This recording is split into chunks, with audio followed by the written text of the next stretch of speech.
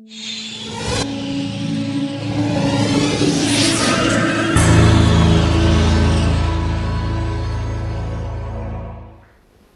you look so beautiful from here. No, come on, turn on the light. You look so beautiful. I'm happy that I come to these TED events. I have a carpet because they tell me do not move from the carpet. You can move right, you can move left. Do not move from the carpet. It's a little bit, I'm a little anxious, I like moving, but do not step out of the carpet. So today, I'm here to talk to you about something which is very close to me. I will tell you who I am in a second. Wow, this microphone is funny. So I'm here to tell you about something very interesting. I'm here to tell you about a certain word. It's going to show up here in a second. Oh, it did. Automatic. I love it. So the word that I'm going to talk to you today about is normalna. Okay? You know the word, right? We're in Moldova, right? Normalna. So I ask you, kak dela, and you'd say to me, normalna. And I'd say to you, how was school today? And you'd say to me, normalna. And I would tell you, right, that something, is there anything that you want to say to me? You'd say to me, это нормально, все нормально. So, I studied Russian here a little bit. Thank God for my teacher. She suffered through me through hell. But she said to me, Ohad, you have to understand, this is a Russian word, and it actually encompasses a lot of things that you may not understand. So I said to her, это нормально, okay? So we have to move a little bit faster because we have only like 10 minutes. Okay. So we move faster. So I am a United States Peace Corps volunteer. I speak я говорю по-русски тоже. But I decided to speak with you in English because here in Moldova, we have the Peace Corps for almost 19 years, right? We have a 27 months commitment, right? Each volunteer that comes here to Moldova, and we promote world peace and friendship. That's what we do. It's really simple. We take 2.25 years of our lives, and we come to a country, and we give all of ourselves to the community that we've chosen to serve it. So we do it through 3 phases because it's 3 simple goals. It's really important for me to let you know about it because most of you know about Corporal Pachi, right? Yes. Okay, so we help the people of interested countries, such as Moldova, right, in meeting their need in trained men and women. We have 4 programs here in Moldova. We help to promote a better understanding of Americans in the host country. Well, you know I'm American, right? Okay, so you understand me. So and we take, after these 27 months are over, or even in between, we take whatever we learned about Moldova and we take it back to the States. We take everything from the Mamaliga to the Sarmale to the 50 kilos overweight. We take it all. We take it with us. Peace Corps is the best thing that you could ever do to yourself if you're an American. And unfortunately, Peace Corps does not recruit anyone but Americans. I'm lucky, and I'm very lucky to be here in Moldova. So I wanted to let you know that I'm a United States Peace Corps volunteer, and we are in Moldova like everywhere. Guys, we're all the way from Edinets up to the north to Tercli in the south. We're in Stefan Voda all the way to Soroka. We are in Moldova, in the community, in Chisinau, in Belțu, in Cahul, wherever you can think of. We are in your communities. And we speak noi vorbim limba. Ce limba vreți? Noi vorbim. Okay? It's true. Okay, so the reason why you need to know about this is because this TED talk is not a representative of the United States government or the Peace Corps. It is my opinion only, and you should not sue the US government for my opinions. Do you understand this? Okay, it was important for me. Like I said to myself, oh my God, they're going to sue the government for my ideas. Okay, so I'm here. Who am I? Right, it's really important that you know who am I. My name is Ohad Sternberg. We went through this a little bit like 5 minutes ago. And in the upcoming 8 minutes, I'm about to tell you what am I doing here in Chisinau, what have I been doing so far, and what do I think about the whole situation with the word normalna.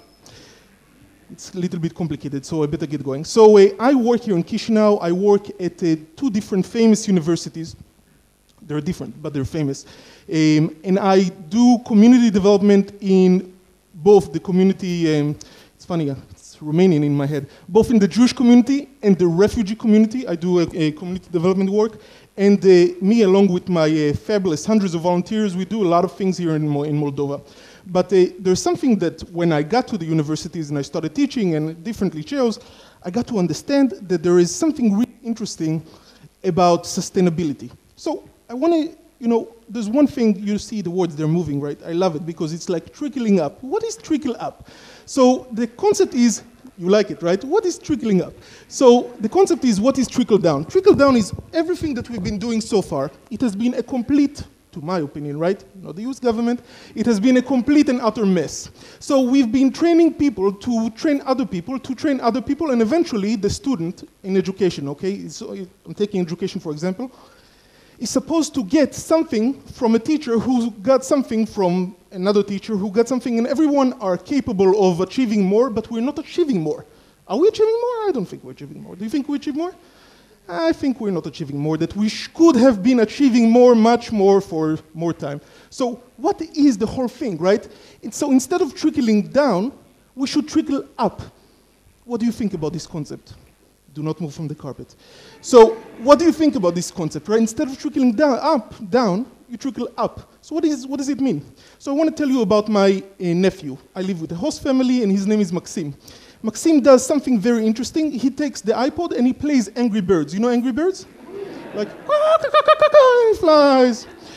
So I said to him, Maxim, listen, you know, dude, I really have a problem. I can't seem with my Angry Birds. I can't seem to finish the game. He said to me, give me the iPod. Come on, I'll show you in 5 minutes. I said, okay.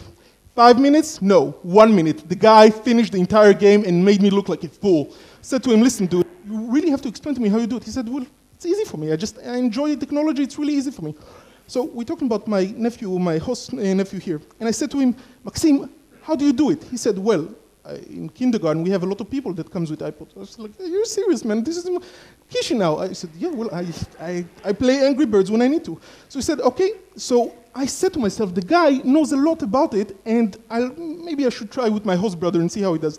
My host brother, who's a bit, let's say, 10 years older than Maxim, he could not finish what Maxim did. So it made me think, the guy is more creative, Maxim, right? He's more creative than my brother, or he has the ability to solve issues better than my brother.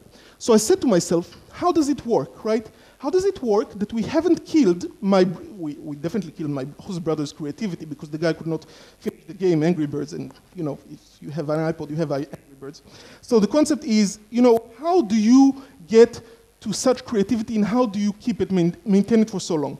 The concept is that Maxim afterwards asked me about a piece of news, which is really interesting because the guy is 5, 6 years old, and he said in the news he saw the 7th billion baby born in Philippines. He said, first of all, where's the Philippines? And second of all, how do they know it's the 7th billion baby? So I had to explain to him, you know, the UN chose Philippines, etc., and he said, well, we have a lot of people and they're competing against everyone. I said, like, wow, this guy is really smart. He's 5 years old, but he gets it. He gets it, he gets it, he gets it. We're getting bigger as a world, but the territory remains the same. We still haven't managed to leave Earth, though I do think I have sometimes students who are not from this planet. So, what I do want to tell you is that Maxim really got something that other people did not. He got the fact that there is a lot of competition about education, and if you're smart, or if you know what you're doing, there's a really good chance that you will develop and will have the ability to expand out.